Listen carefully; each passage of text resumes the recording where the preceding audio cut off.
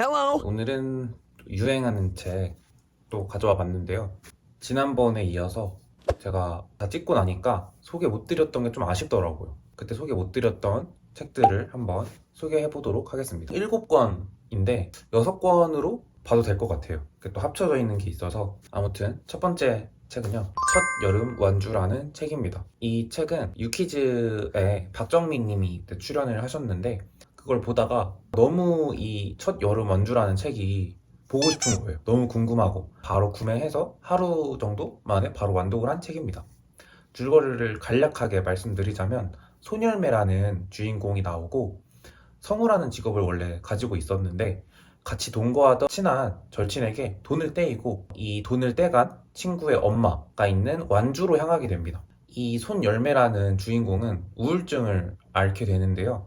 그래서 이 열매가 찾아간 이 완주라는 곳에서 자신의 돈을 떼간 고수미라는 그 친구의 엄마를 만나게 됐는데, 이 주인공 외에도 빚쟁이들이 다녀가서 이 수미 엄마는 아주 덤덤하게 이 주인공을 대합니다. 그러다가 이 시골에서 그냥 눌러앉게 되면서 이 열매라는 주인공이 수미 엄마와 같이 이렇게 지내게 되는데요. 사실 뭐 돈을 떼이긴 했지만 그런 절친했던 사이이기도 했고 막 엄청 미워하거나 그런 마음을 가지고 있진 않더라고요. 어떻게 잘 지내게 되는데, 이 수미 엄마가 슈퍼마켓을 운영합니다.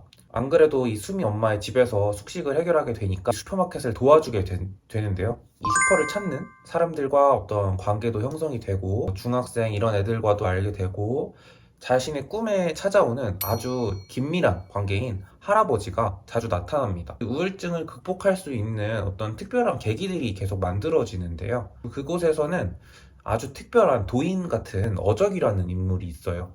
산에 살기도 하고 자연과 어떤 생명을 향한 아주 깊은 애정이 있는 이 인물과의 약간의 로맨스, 아주 흥미롭게도 산사태가 일어납니다. 어적이라는 분이 살고 있는 곳이 산사태가 일어나요. 그래서 이 이후에 또 어떻게 이어질지는 더 말씀드리기는 어렵지만, 또 나름 흥미롭게 읽히는 부분이 많았고, 이 어저기로 나오는 인물의 정체가 막 확실하게 나타나진 않지만 되게 흥미로웠어요.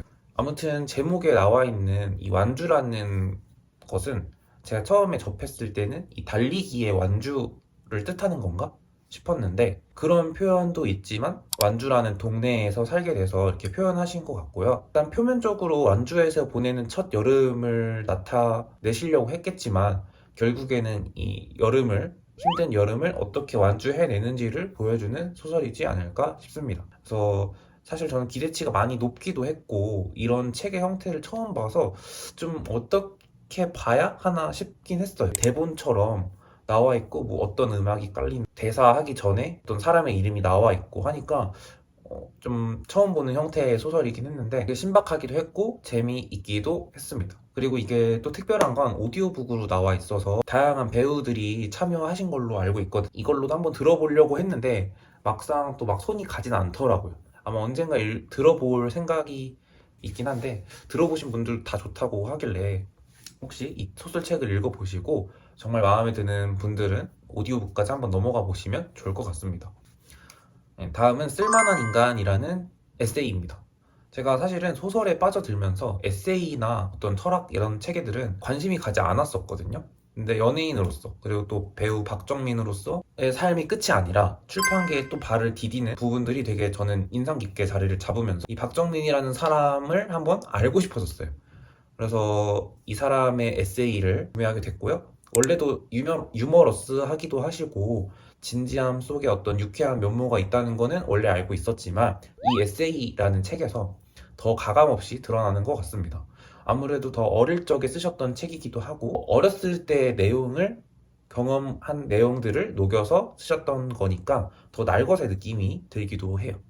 그렇다고 마냥 뭐 재밌기만 하고 유쾌한 것이 아니고, 꽤 심오하기도 하고 진지한 부분도 많이 있어서 위로가 되는 부분도 많이 있었습니다.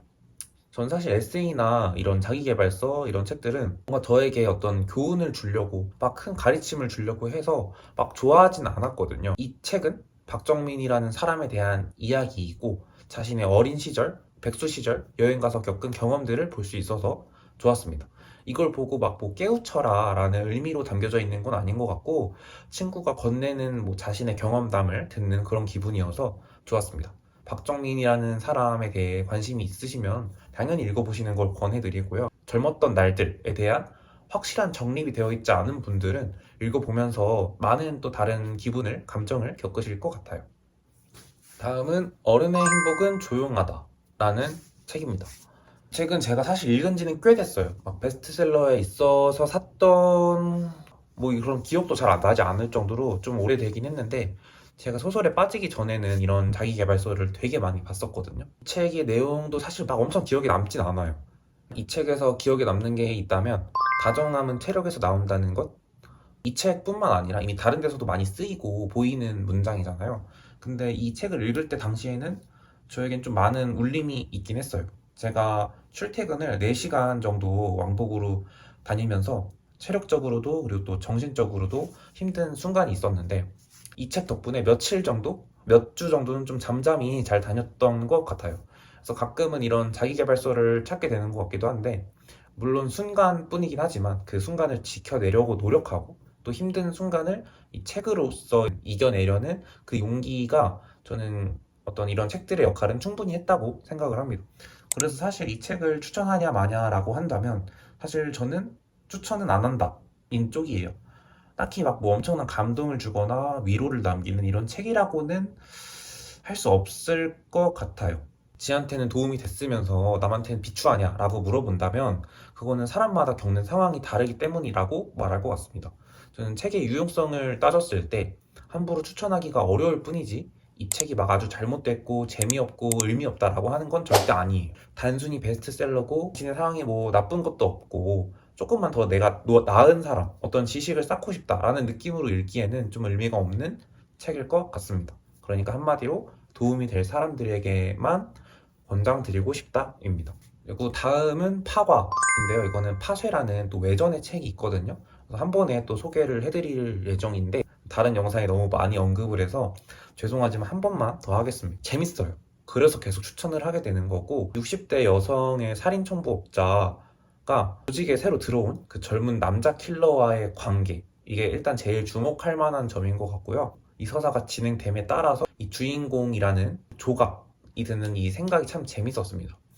이 조각의 살인 기술을 알려진 스승 류라는 사람에 대해서도 파과에서 다뤄지긴 하지만 이 부분, 그러니까 조각과 이 류라는 사람의 관계, 이게 과거에 둘이 어떻게 지내왔고 살인 기술을 알려주고 했는지를 외전인 파쇄에 또 담겨져 있어서 이게 너무 재밌는, 그러니까 파과를 읽고 파쇄라는 외전을 읽을 수 있다는 것 자체가 너무 흥미진진했고, 그래서 파과를 읽고 나서 파쇄 코스로 넘어가는 게 더 색다르고 풍부한 재미를 느끼실 수 있을 것 같습니다. 다음은 아가미라는 소설입니다. 이 책은 역시 구병모 작가님의 작품이고, 저는 사실 이런 스토리 너무 좋아하거든요. 그러니까 약간 판타지스러운 모먼트가 한 10% 정도 가미된 현실적인 이야기인 거죠.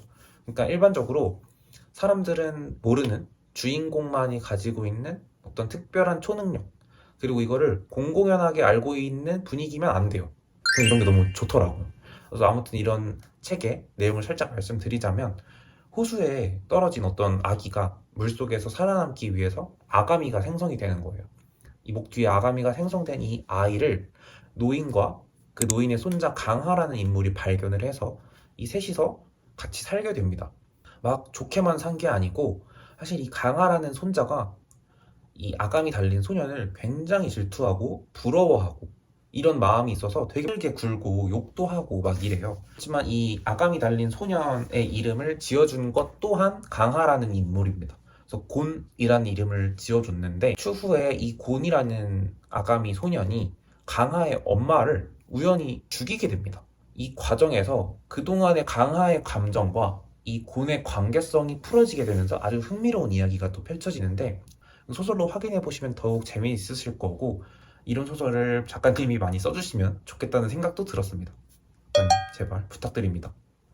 총평을 해드리자면 유행하는 책들은 대부분 유행의 이유가 있다고 생각을 해요. 무작정 유행을 따라가는 사람이 틀렸다고는 생각하지 않아요. 저도 유행을 막 따라서 책도 막 구매해보고 그냥 아무 생각 없이 따라해보고 이런 경험이 정말 많거든요.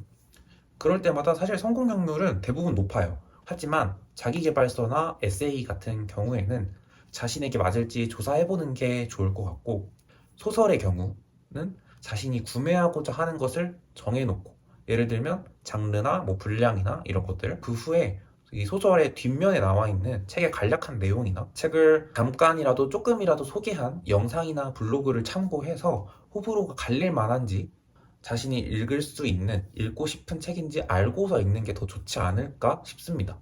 아무튼 뭐 실패하는 것도 좋은 경험이지만 여러분들이 조금 더 행복에 가까워졌으면 하는 바람에서 얘기 드리는 바입니다. 다음에도 재밌는 책으로 돌아오겠습니다.